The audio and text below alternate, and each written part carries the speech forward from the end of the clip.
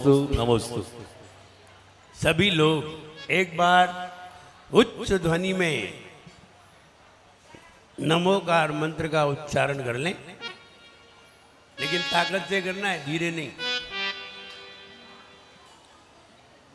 ओम नमो अरिहंताणम। ओम नमो अरिहंताणम। ओम नमो सिद्धाणम। ओम नमो सिद्धाणम। ओम नमो आयर्याणम।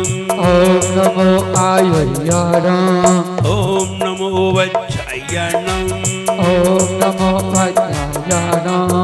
ओम नमो लोय कव्वताऊनम। ओम नमो लोय कव्वताऊनम। ओम नमो लोय कव्वताऊनम।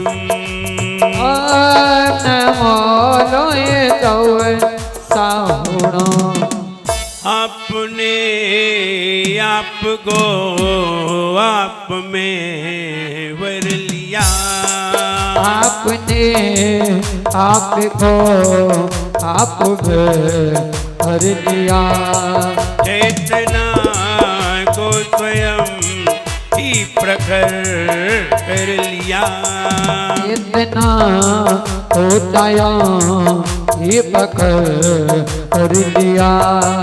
वीतरागी प्रभो है महावीर जिन।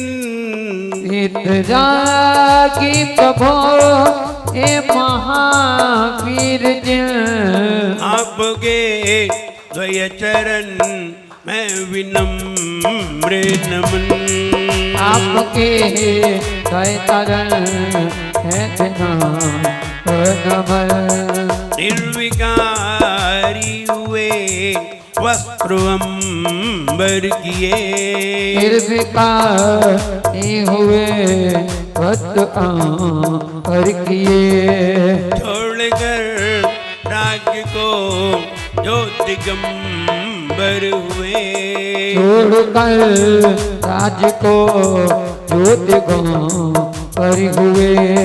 हे विराग गुरु दो विरागी नयन। हे विरागी गुरु दो विरागी नयन। आपके द्वय चरण मैं विनम्र नमन। आपके द्वय चरण मैं विनम्र नमन।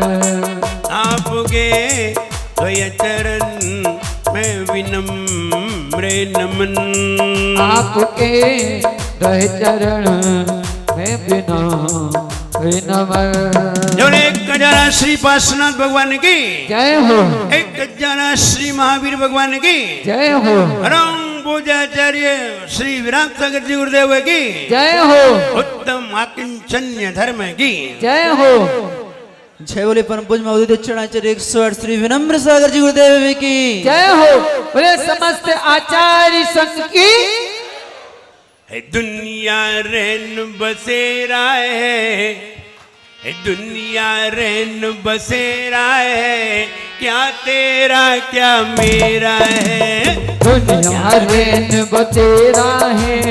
क्या तेरा क्या मेरा है। चंद दिनों का डेरा है। चंद दिनों का डेरा है। चंद दिनों का डेरा है। चंद दिनों का डेरा है। जिसको कहते मेरा है। जिसको कहते मेरा है वो ही तुझे लुटेरा है। जिसको कहते मेरा है वही भी तुझे लुटेरा है। इसमें फंस करके हो इनमें फंस करके क्यों जान गवाए रे। जीवन है पानी की बूंद कब मिट जाए रे हो।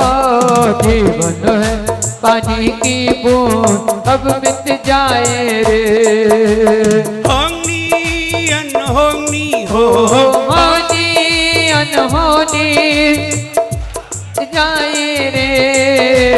जीवन है पानी की बूंद अब मिट जाए रे। ओ जीवन है पानी की बूंद कब मिट जाए रे।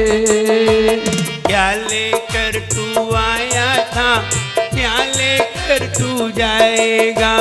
क्या लेकर तू आया था, क्या लेकर तू जाएगा। अपना किसे बताएगा, अपना किसे बताएगा। अपना किसे बताएगा, अपना किसे बताएगा। मुट्ठी बांधे आया था, हाथ पसारे जाएगा। तो मुट्ठी बांधे आया था, हाथ पसारे जाएगा। तेरा ही कर्म हो, तेरा ही कर्म तेरा साथ निभाए। जीवन है पानी की बूंद कब मिट जाए रे। ओ जीवन है पानी की बूंद कब मिट जाए रे। होंगी अनहोनी हो होनी अनहोनी अब क्या घट जाए। जीवन है पानी की बूंद कब मिट जाए रे। ओ जीवन है पानी की बूंद कब मिट जाए। दुनिया रैन बसेरा है, क्या तेरा क्या मेरा है। दुनिया रेन बतेरा है, क्या तेरा क्या मेरा है। चंद दिनों का डेरा है, चंद दिनों का डेरा है। चंद दिनों का डेरा है, चंद दिनों का डेरा है। अगर थोड़े समय के लिए तुम्हें ट्रेनिंग मिली है समझने के लिए और अच्छी ट्रेनिंग की तो हो सकता है तुम्हारी सर्विस अच्छी लगे। और तुमने ट्रेनिंग में ही गड़बड़ी कर दी, ट्रेनिंग में ही अच्छा प्रयोग नहीं किया, ट्रेनिंग में ही अच्छा कार्य नहीं किया, हो सकता है कि तुम्हें बाहर निकाल दिया जाए। तुम बाहर निकालने के ही लायक हो, भीतर लेने के लायक हो नहीं। क्योंकि यहाँ क्या कहा, दुनिया रैन बसेरा है। पक्षी बहुत समझदार है, न जाने कहां कहां से घूम करके आते हैं, आकाश में घूमते रहते हैं और घूमते घूमते जहां नाइट हुई उसी पेड़ पर आकर के बैठ गई। कौन सा पक्षी किधर से आया है किसी को नहीं मालूम। कोई इधर से आया, कोई इधर से आया, कोई किधर से आया, आकर के रात्रि गुजारी और सवेरे फिर चले गए। उन्होंने पेड़ को अपना नहीं कहा, रुके, ठहरे, सबके साथ। बहुत सारे पक्षी बैठे हुए थे, सबके साथ रुके, सबके साथ बैठे, सबके साथ ठहरे और रात भर रुके और सवेरे निकल गए। कौन किसका उन्हें यह भी नहीं मालूम तुम किधर से आए थे, हम किधर से आए। बिल्कुल उसे मुसाफिर खाना समझा और तुमने यहां आकर के इसे अपना समझ लिया। बताओ कि दुनिया में किया क्या बताना है हमें, चंद दिन जिंदगी बिताना है हमें। दुनिया में किया क्या बताना है हमें, चंद दिन जिंदगी बिताना है हमें। और उसके खिलाफ नहीं चलना कभी, उसकी अदालत में जाना है हमें। जब जाओगे और पूछेगा तुम्हें हमने बनाने के लिए भेजा था या कुछ करने के लिए भेजा था, क्या जवाब दोगे? शादीलाल जी सारी दलील धरी रह जाएगी। जब वो पूछेगा अदालत में खड़ा होकर के कटघरे में खड़ा कर देगा, किस लिए भेजा था हमने तुम्हें? ये मकान बनाने के लिए। और मकान बनाओ तो रहना है तो रहो, लेकिन अपना तो मत कहो। तो किसका गए? पड़ोसी का थोड़ी गए। तो ये भी समझो कि व्यवहार से अपना कहो, निश्चय से उसे अपना नहीं कहो। निश्चय से, निश्चय माने सही, रियल में अपना मत कहो, लेकिन लोकाचार में, व्यवहार में अपना कहा जाता है। लोकाचार में तो कह लो, लेकिन अंदर से भी तो कहो मेरा नहीं है, कुछ भी मेरा नहीं है, ये भी तो कहना है। एक बहुत बढ़िया सूत्र दे रहे हैं, सोल माइनस आई, सोल माइनस आई, सोल माइनस सब्जेक्ट।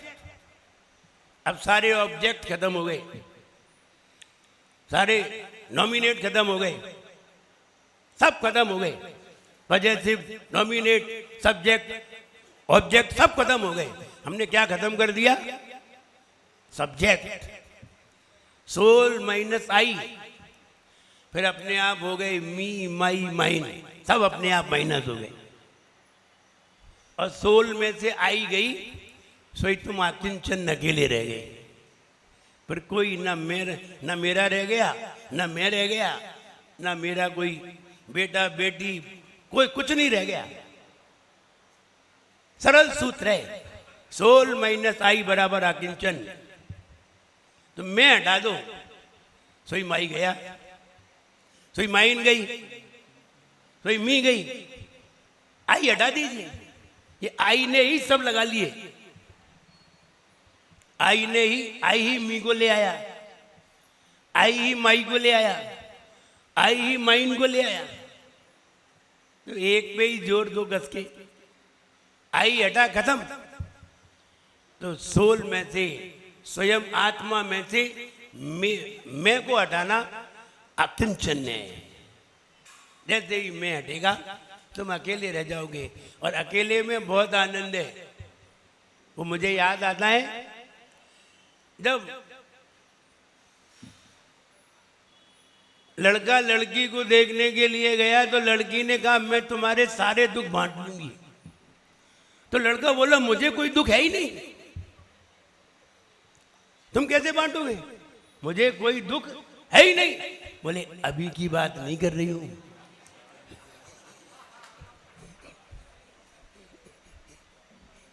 वे अकेले में दुख होते कहाँ हैं? सारे दुख तो बाद में ही होते हैं।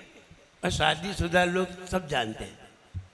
प्रदीप भैया ने हाल कह दिया, अभी की बात थोड़ी है।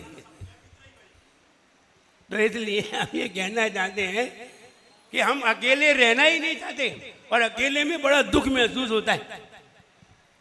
और ये सोचते हैं कि हमारी कौन हेल्प करेगा।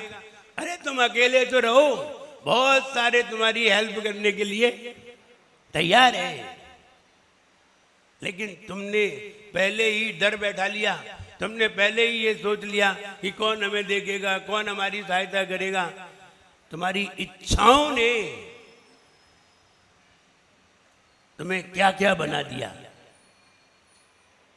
इच्छाओं ने क्या क्या बना दिया। उसकी अदालत में पहुंचोगे और उसने पूछा हमने तुम्हें किस लिए भेजा था, बताइए। आप कंपनी में ज्वाइन हो गए और कंपनी में डायरेक्टर बन गए, अथवा कोई बढ़िया अच्छी पोस्ट पे पहुंच गए, और उसने तुम्हें विदेश में ट्रेनिंग लेने के लिए भेजा, और तुम वहां फ्लैट बनाने लगे।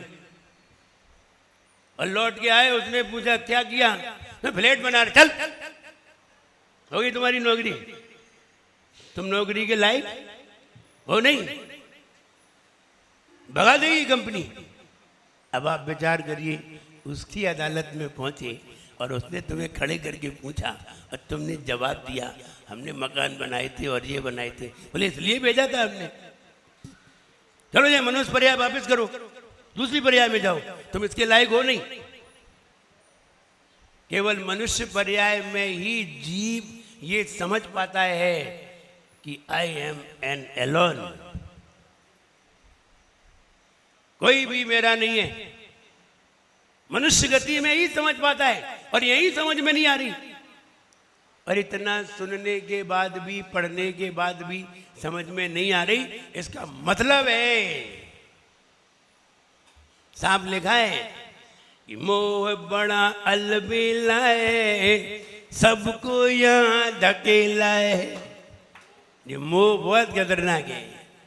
एक दो पल का मेला है, ये संसार झमेला है, चलना तुझे अकेला है। और फिर भी हम इस जीवन को चलाने के लिए, आजीविका चलाने के लिए न जाने किन किन का सहारा लेते हैं, और सहारा लेकर के फिर बाद में जिंदगी भर फिरकी की तरह घूमते रहते हैं और दुखी होते हैं। जबकि सही ये है कि जो व्यक्ति किसी को भी अपना नहीं बनाता और सबके साथ रहता है और किसी को भी भीतर से अपना नहीं बनाता, बस वही खुशी से जीता है, आनंद में जीता है, आनंद में रहता है। और जो व्यक्ति जैसे ही दूसरों को अपना बनाता है, चाहे दूसरे अपने साथ हो या ना हो, और फिर भी हमने दूसरों को अपना बना लिया है, और अपना बना लिया है तो कितने परेशान हैं, कितनी परेशानी में। एक व्यक्ति हमें मिले, मुझे अपनी बेटी को डॉक्टर बनाना है, ये अच्छी बात है। बेटे को भी डॉक्टर बनाना है, अच्छी बात है। और जब वो जयपुर गए ना, तो जयपुर में उनकी फीस 70 लाख रुपए थी। अब पता नहीं काहे की फीस थी, बिल्डिंग फीस थी, क्या क्या थी, 70 लाख रुपए भरने थे एक लड़की के, अब लड़का के अलग। तो वे ऐसे फिरकी बन गए, अब कहां से लाएं, कहां से लाएं, कहां कमाएं, और दिन भर लगे रहते, जुटे रहते, और मंदिर तक नहीं आते। ऐसी तुम्हें कौन सी जागीर मिल गई जो तुम भगवान को भी भूल गए? अब भगवान को तो भूले ही हो, खुद को तो भूले ही हो तुम, क्योंकि जो खुद को भूल गया वही भगवान को भूल सकता है। और भगवान को देख कर ही अपना ख्याल आता है। वे ऐसे भूल गए, तो हमने उसके बच्चे से पूछा, नहीं बेटा तुम्हारे पापा नहीं आए? बोले बे तो अब क्या करें, ऐसे लगे रहते हैं यही जुगाड़ में, एक साल में 14 लाख भरने, ऐसी फिरकी से बन गए। और हमने कहा लड़की पढ़ भी जाएगी तो क्या, तुम्हें क्या मिलेगा? मुझे तो बता दो, हमें ये मिलेगा। 5 साल तो ये जिंदगी खराब की, और बाद में जिंदगी बचेगी नहीं, फिर कहोगे हम कुछ कर नहीं पाए, बाद में दुखी हो गई। इसलिए पहले समझिए, अपने जीवन को समझिए। और जीवन को व्यक्ति समझ नहीं पाता है, जिंदगी को समझ नहीं पाता है, और ऐसे कामों में फंस जाता है कि वो ये भी नहीं समझ पाता कि हम अपने लिए क्या करते हैं। क्या कर रहे हो अपने लिए? अपने लिए कुछ नहीं कर पा रहे हैं, दूसरों के लिए लग गए। और क्या मिलेगा? तब ये कहा जाता है कि जिसको कहते मेरा है वो ही तुझे लुटेरा है।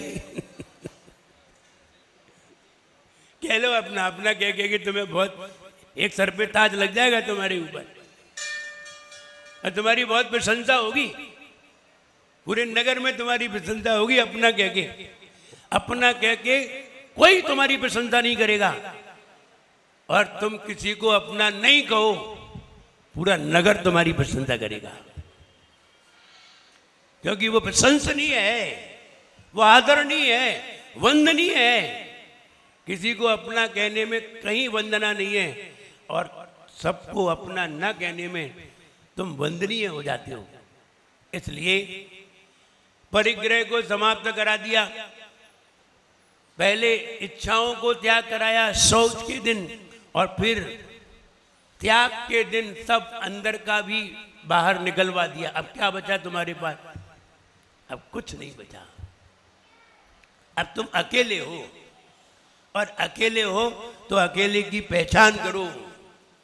कहे किसको यहाँ अपना कोई भी है नहीं अपना, यहाँ किसको कहे अपना कोई भी है नहीं अपना, जिसे कह कह के मर जाते मगर वो भी नहीं अपना।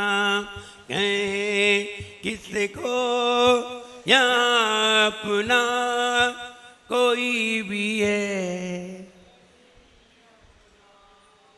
कितनी अच्छी तरह गाते हो, मानते नहीं हो। और मानने में ही परेशानी है, न गाने में परेशानी है, न सुनने में परेशानी है, न सुनाने में परेशानी है, न पढ़ने में परेशानी है, मानने में ही परेशानी है। और मानने को ही श्रद्धांजलि कहते हैं। न सुनने को श्रद्धांजलि कहते हैं, न सुनाने को, न पढ़ने को, न पढ़ाने को, किसी को श्रद्धांजलि नहीं कहते, मानने को ही श्रद्धांजलि कहते हैं। बस श्रद्धांजलि ही गड़बड़ है, यहीं गड़बड़ा जाते हैं और यहीं से ही सारा खेल होना है। जैसे ही जो माना जाता है वैसे ही वो करना चालू हो जाता है, जो भी माना जाता है वही करना चालू हो जाता है। और करने को चारित्र कहते हैं और मानने को श्रद्धा। बस दो ही मोक्ष ले जाते हैं। ज्ञान तो बीच में है, वो मनवाता है, ज्ञान मनवाने के लिए है, और करते हैं तो समझाने के लिए है। और ज्ञान का इतना ही काम है, करता कुछ नहीं है ज्ञान। और मुखिया वही है, करता कुछ नहीं है, बैठा रहता है, ऐसे करो, ये मानो, ये नहीं मानो, ये ज्ञान समझाता है। और मानने में ही हम चूक कर जाते हैं। अब बताइए इतना पढ़ने से लाभ क्या है जब मानते नहीं है? कोई लाभ नहीं, तब बकवास हो जाएगी। जो मानते नहीं और पढ़ते बहुत हैं, तो बताओ पढ़ा पढ़ाया जाएगा कहां? तब बेकार हो जाएगा। माना नहीं और पढ़ा सब, तो श्रद्धांजलि नहीं हुआ, जानकारी बहुत इकट्ठी हो गई, पंडित बन गए, दुनिया को गैल बताई और खुद नाले में कूद गए और दुनिया को सही रास्ता बता दी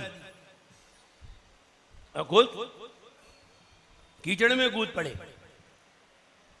तो ये कौन से लोग हैं? ये वे लोग हैं जिन्होंने माना नहीं और जान लिया। अब जान लिया और माना नहीं, इसलिए किया नहीं। जानने से किया नहीं जाता, मानने से किया जाता है। जहर पीने से मर जाते हैं। तुमने कभी जहर पिया? नहीं पिया, तो सुना ही तो है, पढ़ाई तो है, माना है कि नहीं? तो लाओ जहर देते पी के दिखाओ। माना है, माना है जहर से मर जाते हैं, इसलिए कोई लाख कहता रहे पिएंगे नहीं, वो कहे नहीं हम तुम्हें 10 लाख रुपए देंगे, पी ले। नहीं पिएगा, देखा मान लिया, मानता नहीं तो पी लेता। अरे हमने तुमसे कहा कि आलू में बहुत सारे जीव होते हैं, खाना नहीं चाहिए, कहते रहो, माना ही नहीं, लाख कहते रहो। सारा दुख काय में? मानने में है। माने नहीं तो कोई दुख नहीं है।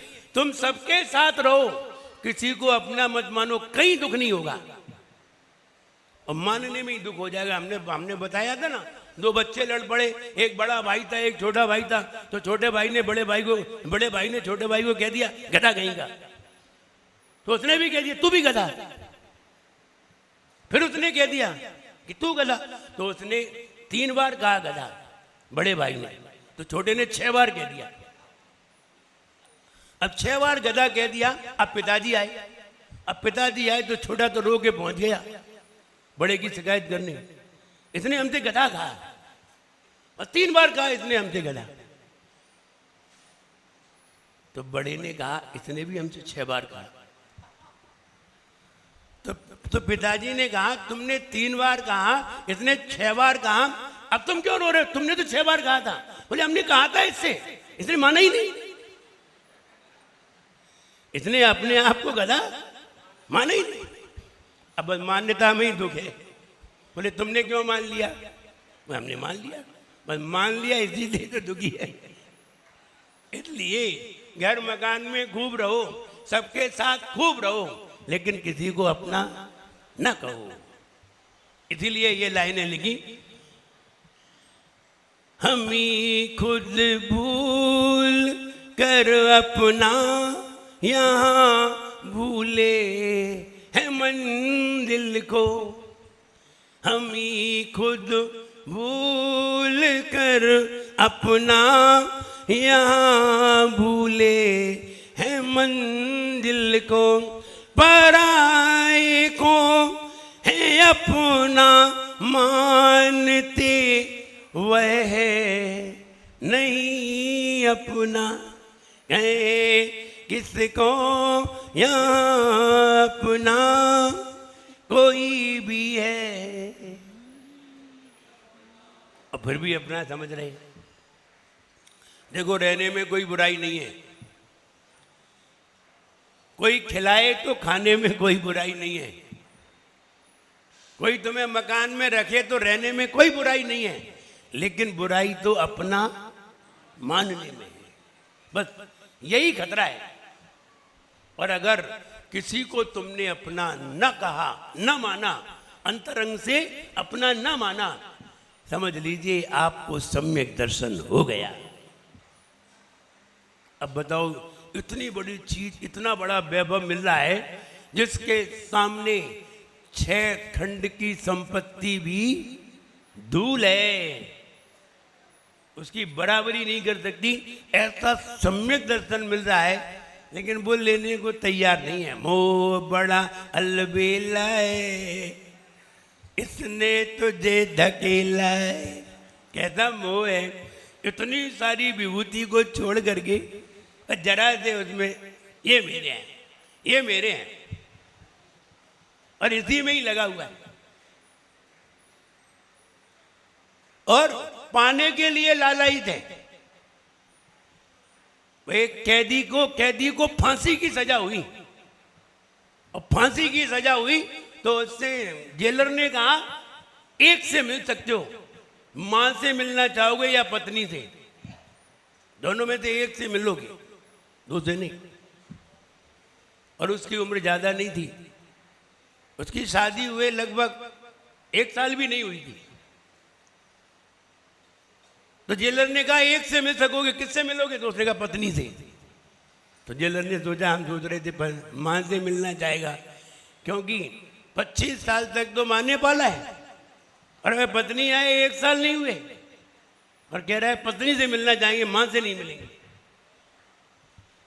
तो जेलर ने जब, ठीक है तुम अपनी पत्नी से मिल लो, पत्नी से मिला, क्या हुआ वो तो बात की बात। जब लौट के आया तो जेलर ने पूछा, तुमने पत्नी से मिलना क्यों चाहा, मां से पहले मिलना चाहिए? बोले आप समझते नहीं हैं। वो समझाओ। बोले देखो, आज हमें फांसी होगी तो मां तो हमें तत्काल मिल जाएगी,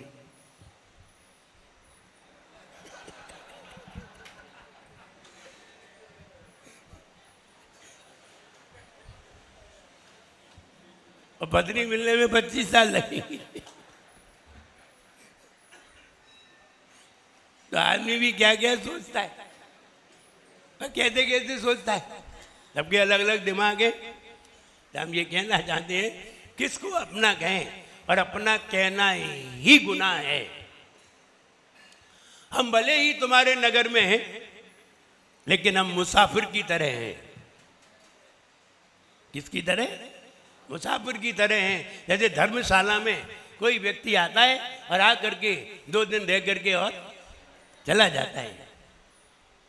हम रैन बसेरा की तरह हैं, पेड़ पे आए हैं, थोड़े दिन ठहरेंगे और नाइट गुजारी और जाने कौन सी दिशा में चले जाएंगे। बस ऐसा ही जीवन होना चाहिए। अगर ऐसा जीवन है, आप दुनिया के किसी भी कोने में रहें, जंगल में रहें तो भी आनंद में रहेंगे। और अगर किसी के चक्कर में फंस गए तो फिर फंस के ही जान देना पड़ेगी। मगली की तरह ऐसे फंसेंगे कि अपने ही जाल पे घूमते रहेंगे। व्यक्ति स्वयं जाल बिछाता है मकड़ी की तरह, मकड़ी भी स्वयं जाल बनाती है और वहीं वहीं जाती है जहां जहां जाल है, और कहीं नहीं जाती। पहले तो जाल निकालती है, फिर जाल बनाती है, फिर घूमती है। और जाल काय के लिए बनाती है बताओ? काय के लिए? घूमने के लिए नहीं, मॉर्निंग वॉक के लिए कि सवेरे सवेरे घूमना पड़ता है। काय के लिए जाल बनाती है? दूसरे जीवों को फंसाने के लिए, वरना क्या जरूरत है जाल बनाने की? बस ऐसे ही लोग जाल बनाते हैं दूसरों को फंसाने के लिए, और फंस जाते हैं, फिर मरते हैं।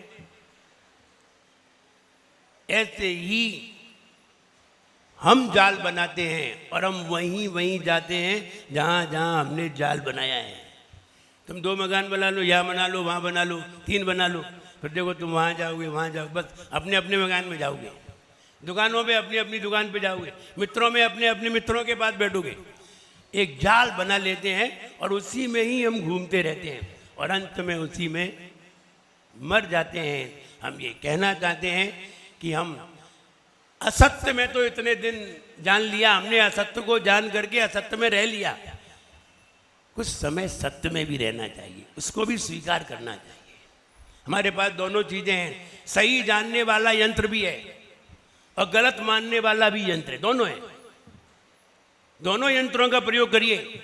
एक ये यंत्र है, ये गलत को सही मान लेता है, गलत को सही मान लेता है, पराये को अपना मान लेता है। ये गोबड़ी, ये हटा दो बस, अब ये हटा दे फिर बचेगा ही क्या। अब दूसरा हमारे पास हृदय है, ये कभी गलत को स्वीकार नहीं करता। उस समंदर में जाके तुम बहुत सारा कचरा फेंकाओ बीच में, नाव से जाओ और बीच समंदर में फेंक आना, समंदर क्या करेगा? किनारे पे लगा देगा, खोपड़ी के पास पहुंचा देगा, किनारे पे लगा देगा। वो कचरा हम थोड़ी रखते हैं, हम तो बिल्कुल क्लीन रहते हैं। ऐसे ही हृदय बिल्कुल क्लीन रहता है, सही बात स्वीकार करेगा, गलत बात स्वीकार। एक बार तुम्हें मालूम चल जाए, तुम एकांत में बैठ करके देख लेना, और एकांत में बैठ करके देखना और अपने मन से ही पूछना, यहां से तो हर किसी को जाना है और हर कोई जाता है। क्या है, किसी का कुछ है? हम क्या लेकर के आए थे? कुछ नहीं। क्या लेकर के जाएंगे? कुछ नहीं। किसको अपना बताएंगे? समझ में ही नहीं आता।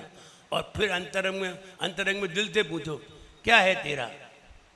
दिल बिल्कुल सही बोलेगा, बोले कुछ नहीं है मेरा, बिल्कुल सही बोलेगा। क्यों इसमें फंस करके पापों की कमाई करते हो? क्यों इसमें पापों को लादते हो? और जब पाप लद जाएंगे फिर क्या होगा? फिर तुम्हें ही भुगतना पड़ेंगे। तुमने बड़े ठसक से शादी कर ली, अब बड़े ठसक से 4 बच्चे हो गए, अब इनके लिए तुम कमा रहे हो, तुम पाप कर रहे हो, और तुमने कितने पाप किए इनके लिए।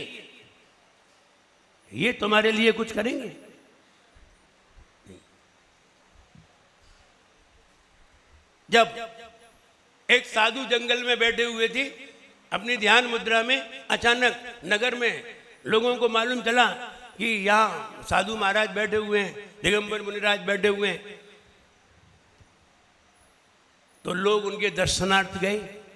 कई लोग हैं क्या क्या ले जाते हैं, कोई रत्न ले करके गए, कोई मोती ले करके गए, कोई फल ले करके गए, अलग अलग चीजें लेकर के पहुंचे वहां। दर्शन किए, उनको अर्पित करके और उनकी परिक्रमा लगाई, दर्शन किए, नमस्कार किया, 2 उपदेश सुने और चले आए। वहां एक डाकू और था, वही जंगल में डाकू था, वो सब देख रहा था कि लोग आए, थाल भर भर के रत्नों को लेकर के आए, मोतियों को लेकर के आए, इतने कीमती रत्न, इतने कीमती मोती, और महाराज को चढ़ा करके महाराज के पास रख करके और चले गए। इन महाराज के पास तो बहुत कुछ होना चाहिए। अगर इतना बहुत कुछ नहीं है तो इतना कैसे इन्हें कोई भेंट कर रहा है? और ऐसा सोच करके जब सारे लोग चले गए, महाराज अपनी सामायिक में बैठ गए। अब वो साधु आया, वो डाकू आया। उसने कहा, महाराज कहाँ है? निश्चित है आपके पास बहुत कुछ है, आप बेवकूफ नहीं बना सकते। कपड़े भले ही नहीं पहने हो, लेकिन बहुत कुछ है तुम्हारे पास। नहीं होता तो ये इतने सारे बड़े बड़े सेठिया लोग तुम्हें ये चढ़ा के क्यों जाते? आप इनसे भी बड़े सेठ हो। क्या है, कहाँ है? महाराज ने जैसे ही उसे देखा, तुम्हारा हाथ पड़े, और हाथ पड़े बोले, मेरे पास क्या है? नहीं नहीं, बताओ कहाँ है? तो महाराज को निमित्त ज्ञान था। महाराज ने निमित्त ज्ञान से जाना और जान करके कहा, हाँ है। और ये क्या चीज है? ये कुछ नहीं है। मेरे पास जो खजाना है वो नहीं बता सकता तुम्हें। क्या कर लोगे तुम मेरा? तो उसने कहा, मैं कुछ भी कर सकता हूं। बोले, तुम कुछ भी कर लो, लेकिन खजाना नहीं ले सकते। कर लो, क्या करोगे? फिर उन्होंने कहा, बैठ जाइए, हम तुम्हें खजाना बता सकते हैं, पहले मेरा एक काम करना पड़ेगा। बोले, बताइए, हम तुम्हारा हर काम करेंगे। उन्होंने कहा, मेरे दो प्रश्नों का जवाब देना पड़ेगा। नंबर 1, आप अपने घर पर अपने माता पिता से ये पूछ करके आइए कि आप जो करते हैं वो अच्छा करते हैं या बुरा करते हैं, और इसका हमें उत्तर देना है आकर के। पहले पूछ करके आइए। बोले, दूसरा प्रश्न, बोले, आप जिसके लिए ये करते हैं उनसे पूछ के आइए कि हम इतने अपराध तो करते हैं, बच बच के रहते हैं, डर के रहते हैं, इतने अपराध करते हैं, पाप करते हैं, दूसरों को लूटते हैं, दूसरों को दुख देते हैं, इसका जब फल मिलेगा उसमें सब लोग भागीदार होंगे कि नहीं? बस 2 प्रश्न पूछ के आइए, घर जाइए और 2 प्रश्नों के उत्तर लाइए, फिर हम बताएंगे खजाना कहाँ है और ले लेना तुम्हें जो चाहिए। वो गया, अपने सारे हथियार रख करके अपने घर पहुंचा। और घर पहुंचा, उसने अपने माता पिता से पूछा, पत्नी भी बैठी थी वहीं, पूछा, मैं ये कार्य करता हूं, बुरे दूसरों को लूटता हूं, ये कार्य अच्छा है या बुरा है? और पिताजी तो गुस्सा में आ गए। मैंने कहा, इससे निकृष्ट कोई कार्य नहीं है। तू पैदा होते ही मर जाता तो मुझे दुख नहीं होता। आज हमें सबकी सुनना पड़ती है पूरे मोहल्ले में। कितना दुख होता है कि तू कितना नीच काम करता है, दूसरों को दुख देता है और दूसरों को पीड़ा देता है, लूटता है, चोर है तू। और कितना दुख होता है, तू तो मर जाता, तू मेरी आंखों से चला जा, वही ठीक है। और ऐसा कह करके उसे बाहर कर दिया। अब पत्नी, 2 बच्चे अब सामने बैठे थे, तो उसने कहा, देखो इसका अंजाम तो बहुत बुरा है और निश्चित है इसका दोष हमें ही लगेगा और मुझे इसका फल मिलेगा, लेकिन तुम लोग ये बताओ, तुम्हारे लिए ही तो करता हूँ, इन बच्चों के लिए ही तो करता हूँ, इन सब के लिए करता हूँ। तुम तो ये बताओ कि इसका जब फल मिलेगा तो तुम इसमें भागीदार होगे कि नहीं? हाँ, पत्नी ने तत्काल पल्ला झाड़ दिया, मैं नहीं होंगी तुम्हारे पाप में भागीदार, मैं नहीं होंगी तुम्हारे फल में भागीदार। और बच्चों ने तो तत्काल कह दिया, तुम मेरे पापा हो ही नहीं। मैं स्कूल में जाता हूं, स्कूल में 50 सुनना पड़ती है, ये डाकू का लड़का है। कितना दुख होता है। 50 सुनाई बच्चों ने भी सुनाई, हम तुम्हारे फल में कतई भागीदार नहीं हो सकते। अब तो वो उसकी तो हालत खराब हो गई, रोना आ गया उसे। हम जिसके लिए करते हैं, जिसके लिए मरते फिरते हैं, छिपते हैं जंगलों में, भूखे रहते हैं, पड़े रहते हैं, कब हमें कौन मार दे कितना डर रहता है, और हम इनके लिए कर रहे हैं और ये कह रहे हैं हम तुम्हारे फल में भागीदार नहीं होंगे। किसके लिए कर रहे हैं? अंतरंग में उसके अंदर खलबली मच गई और इतना उसके अंदर विचार उत्पन्न हुआ, अब क्या करें, जिसके लिए हम कर रहे हैं वो ही मेरे साथ नहीं है और मेरे माता पिता मुझे बुरा भला कह रहे हैं, आखिर हमें क्या करना चाहिए। जब वो साधु को बांध करके गया था पेड़ से कि साधु भाग ना जाए, अच्छी तरह बांध के गया था, और जब बांध करके गया था और पूछने गया और पूछ करके अब आया लौट के, साधु महाराज वैसे ही बंधे थे सामायिक में, सामायिक कर रहे थे, जाप कर रहे थे, ध्यान कर रहे थे। जैसे ही घोड़े से उतरा और उसने हाथ जोड़ लिए और हाथ जोड़ करके रस्सी खोलने लगा, तो महाराज ने उसकी तरफ देखा और कहा, बताओ मेरे दोनों प्रश्न के उत्तर बताओ, क्या हुआ, दोनों प्रश्न के उत्तर बताइए। हाँ, वो बोल नहीं पाया, रोने लगा,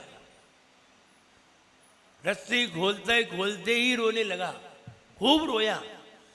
महाराज ने फिर बिठा करके पूछा, हमें उत्तर तो बताओ, तुम जो कर रहे हो वो तुम्हारा साथ देंगे कि नहीं जिसके लिए कर रहे हो। बोले महाराज आपने मेरी आज आंखें खोल दी, इतने दिन से मैं अंधा बना इनके लिए मर रहा था, इनके लिए जी रहा था और इन्होंने ऐसे मुझे दुत्कार दिया।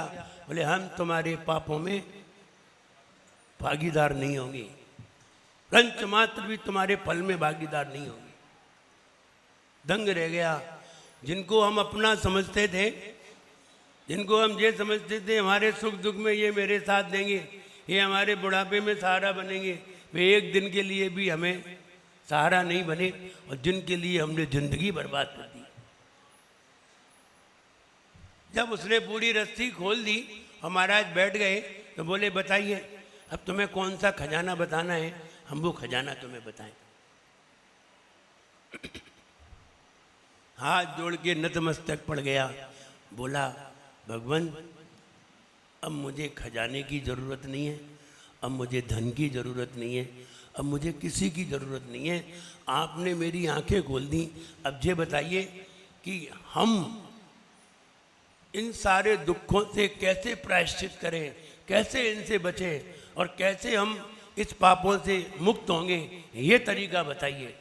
उन्होंने कहा हम तुम्हें खजाना बताने जा रहे हैं, तुम पापों से मुक्ति मांग रहे हो, हम तुम्हें शानदार खजाना बताएंगे जो मेरे पास है, जिसके आगे ये मोती ये हीरे कुछ नहीं है, बहुत बड़े रत्न है हमारे पास। बोले बताइए हमें कैसे प्राप्त होंगे, आप तो ये बताइए इनसे हमें मुक्ति कैसे मिलेगी। तो उन्होंने कहा ये कोई अपने नहीं है, तुमने इन्हें जबरदस्ती अपना समझ लिया है, सब स्वार्थ के सिक्के हैं, सब अपने अपने स्वार्थ से तुम्हारे पास है। जब तक उनका स्वार्थ होता है तब तक तुम उनके लिए अच्छे हो, जिस दिन स्वार्थ खत्म हो जाए उस दिन तुम्हें फेंक दिए जाओगे। बच्चों को जब तक तुम ला ला के दे रहे हो, बच्चे कह रहे हैं हाँ पिताजी हाँ पिताजी हाँ पापा, तो पापा पाप पर करे पाप, पापा पाप प्लस पाप बराबर बाप, नाम ही है पापा। पापी पाप करते रहें उनका नाम। पहले तो ये नाम था ही नहीं, पहले तो पिताजी था, ये पापा तो अभी आया है, अभी सोच समझ के आया है, लोगों ने सोच समझ के ही भेजा हुआ, जो निरंतर पाप में लगे रहे। माँ का नाम, और अब तो और शॉर्ट में आते जा रहे हैं,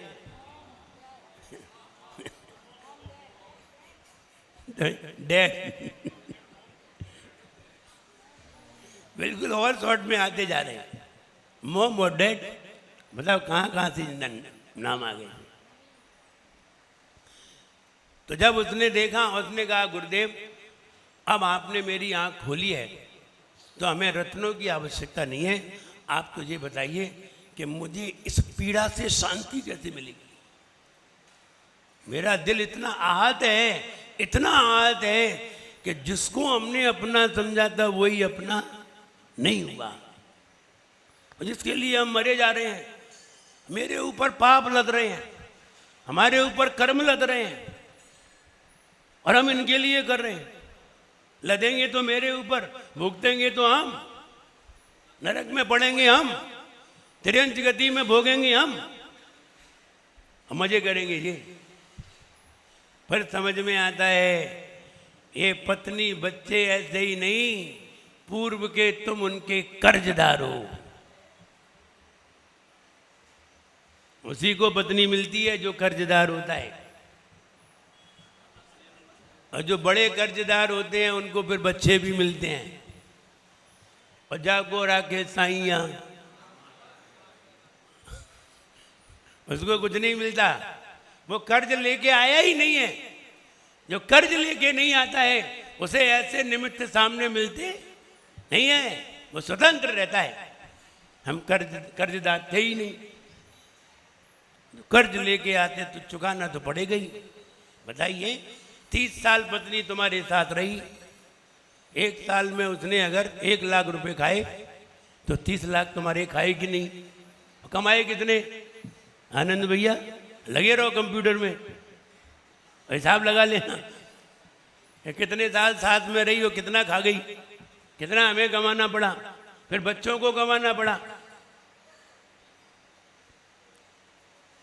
एक ट्रैक्टर था, ट्रैक्टर 60 की स्पीड पे चल रहा था, इतनी तेज। ट्रैक्टर के इतने तेज चलते, बहुत तेज चल रहा था। और हम सोच गए थे, तो वो ट्रैक्टर इतनी तेज जब निकला तो उसकी हवा जब हमें लगी तो हमने कहा ट्रैक्टर बहुत तेज चलता है, इतनी तेज तो कार चलती है, लेकिन वो ट्रैक्टर था। लेकिन जब वो लौट कर थोड़ी देर बाद, हम वहीं बैठे दूसरे महाराज का इंतजार करे, थोड़ी देर बाद ट्रैक्टर आया, तो वो ईंटों की भट्टे पे गया था, तो उसमें ईंटें भरी जा रही थी। जब वो ट्रॉली लेकर के आया तो 20 की स्पीड पे था, धचट धचट धचट। आ गई समझ में?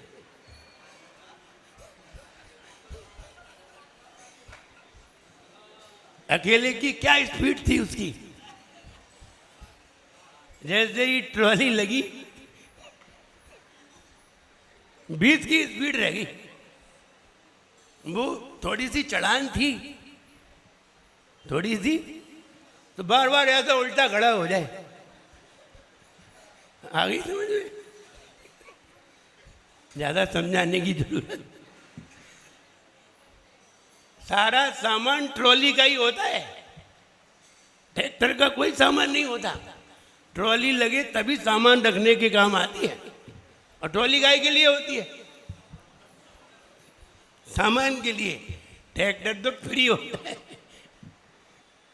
एक जरा सी कील लगा दी जाती है तो चलो तुम भी। तो हमने देखा ट्रैक्टर की क्या स्पीड थी और क्या रह गई। तो इसलिए जब तक ट्रैक्टर रहेगा तब तक स्पीड मजबूत रहेगी। आप अकेले रहोगे, मजबूत रहोगे। अकेला व्यक्ति दुनिया में किसी से नहीं डरता, अकेला होना चाहिए, किसी से भी नहीं डरता। और कोई साथ में हो तो इसकी हिम्मत नहीं होती एक चूहा से भी लड़ ले, वैसे वो शेर से लड़ जाए। तो अकेला व्यक्ति बहुत ताकतवर है, और सारी ताकत अकेले में ही है। साथ में हो तो भीगी बिल्ली हो जाता है। एक व्यक्ति जब निकलता था तो लोग डरते थे, और अब वो निकलता है तो वो डरता है। अब किसी के साथ निकलता है। तो हम ये कहना चाहते हैं, आप ट्रैक्टर बन के अब रह नहीं पाए तो अब तुम जानो, लेकिन ट्रैक्टर की स्पीड मजबूत होती है। तब हमने पूछा ट्रैक्टर की स्पीड कितनी होती है, उसने कहा 120 तक होती है। अब वो कितने पे चले वो अलग बात है, लेकिन जब वो अकेला हो जिनको अपना मानता था वो ही आएंगे, वो ही आएंगे। मेरी अर्थी को बनाकर, मेरी अर्थी को बनाकर फूंक आएंगे, फूंक आएंगे।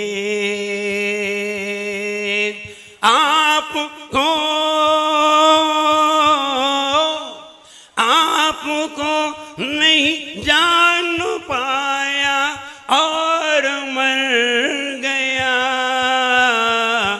मेरा जीवन कोरा कागज कोरा ही रह गया, मेरा जीवन कोरा कागज कोरा ही रह गया। इसलिए अब अकेले थे लेकिन अब अकेले हैं नहीं, लेकिन अकेले समझने में कोई दिक्कत नहीं है। अब हम ये नहीं कह रहे हैं कि अकेले हो जाओ तलाक ले लो, ये नहीं कह रहे। हम ये कह रहे हैं कि रहो साथ में लेकिन समझो अकेले, ये भी जानो। और यही जानना आकिंचन है। आकिंचन किंचित भी कुछ भी मेरा नहीं है, बस यही तो जानना है। कुछ भी मेरा नहीं है, बस इतना ही मानना है और इतना ही जानना है। और अगर मान नहीं पा रहे हो तो बार बार उसे जानो। अगर मान नहीं पा रहे हो, हम बार बार स्वाध्याय क्यों करते हैं कि हमने जो मान्यता हमारी पुरानी बैठी हुई है वो निकल नहीं रही, इसलिए हम बार बार स्वाध्याय करते हैं, बार बार सुनते हैं, बार बार पढ़ते हैं। महाराज ने एक बार कह दिया वही दूसरे महाराज कहेंगे तो क्या सुनना है, फिर भी हम सुनने जाते हैं, फिर भी सुनते हैं, इसलिए कि न जाने किसके सुनने से हमारे दिमाग में समझ में आ जाएगा। इसलिए सुनते रहना चाहिए। इतने बड़े पत्थर को तोड़ना है और इतनी सी हथौड़ी है, ज्यादा बड़ी नहीं। अब वो मार रहा है, बताओ पहली हथौड़ी में टूटा ही नहीं, 50 बार हथौड़ी मार दी टूटा ही नहीं, लेकिन 51 भी हथौड़ी में टूट गया। तो बताओ पहली मारना चाहिए थी कि नहीं? अरे मारते मारते ही 51वीं में टूटी है, टूटा है पत्थर। ऐसे ही हमें डेली स्वाध्याय करते रहना चाहिए, करते रहना चाहिए। करते रहोगे तो एक दिन समझ में, मेरी हस्ती मेरी मंजिल मेरी शोहरत मेरा रास्ता सब अपने हैं। मेरी मंजिल मेरी शोहरत मेरा रास्ता और मेरी ही हस्ती है।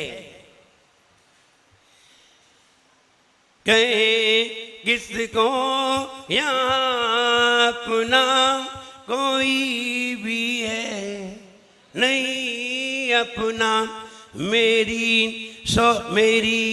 हस्ती मेरी शोहरत मेरी मंजिल मेरा रास्ता, मेरा सब कुछ मगर कुछ भी नजर आता नहीं अपना। सब कुछ मेरा था फिर भी मेरा इनमें कुछ भी नजर नहीं आया। और जब हमने भीतर में बैठ करके देखा तो मुझे अपना ही नजर आया। इसलिए अपना जानने के लिए आंखें बंद करनी पड़ेंगी, दिमाग को शून्य करना पड़ेगा। और दिमाग शून्य करके आंख बंद करके जब हम अंदर में देखेंगे तो ज्ञान की आंख से हमें दिखाई देगा मैं अकेला हूं। फिर तुम अपने आप बोलोगे ज्ञान से, आई एम एन एलोन, अपने आप बोलोगे। और जब ये बोलोगे कि मैं अकेला हूं, अकेला ही जीव आता है, अकेला ही जीव जाता है, अपने कर्म को भर करके ले जाता है, और दूसरी जगह उन्हीं कर्मों को फिर भोगता है। ये सारा सिस्टम जब आप जानेंगे तब आपको पता चलेगा कि आप अकेले ही हो। हमने जबरदस्ती यहाँ ये सब बना लिए हैं और डर के मारे डरते हैं। व्यक्ति घर में अकेला हो तो डरेगा, और 4 लोग हो तो डर कम नहीं हुआ है। वो तुम्हारी खोपड़ी बदल गई है 4 लोगों से बात करते करते। डर तो बरकरार है, डर खत्म नहीं हुआ है। इसलिए अकेले में कहीं भी डर नहीं है। आप कहीं भी बैठ जाइए, जंगल में बैठ जाओ, कोई डर नहीं। जब आप अपने आप को समझेंगे तो हम ये कहना चाहते हैं कि हमें तीसरी आंख खोलनी है, ये वाली। और इस आंख से जब हम अंतरंग में बैठ करके देखेंगे और हृदय में उतर करके देखेंगे, यहाँ से देखेंगे, तो तुम्हें पता चलेगा कि मेरा कोई भी नहीं है और मेरा कोई नहीं है। तब आप अपनी आत्मा में बैठ सकेंगे, शांति से रमण कर सकेंगे, तभी अपने आप को अकेला समझ सकेंगे। और ऐसा समझना ही हमारे जीवन में सबसे बड़ा आनंद है। अकेले समझने से हमें सुख, शांति, सब चीज उपलब्ध होती है। और जैसे ही दूसरे की तरफ नजर डालते हैं, वैसे ही हमारे जीवन में अशांति होने लगती है। इसलिए सही बात को भी समझिए, गलत में तो हम है ही। सही को समझना भी हमारा फर्ज है, सही को समझना भी हमारा कर्तव्य है। इसलिए सही बात को भी जान करके अपने आप को बिल्कुल अकेला समझते हुए आकिंचन समझिए, तब आप उस आकिंचन धर्म को समझ सकेंगे और उसको पा सकेंगे। आप सबके अंदर वो आकिंचन धर्म जरूर आए, ऐसा मेरा सबके लिए खूब आशीर्वाद है। जय बोले उत्तम आकिंचन धर्म की जय हो। बोले परम पूज्य उच्चारण डायरेक्टर 108 विनम्र सागर जी महामुनि राज की। आदरणीय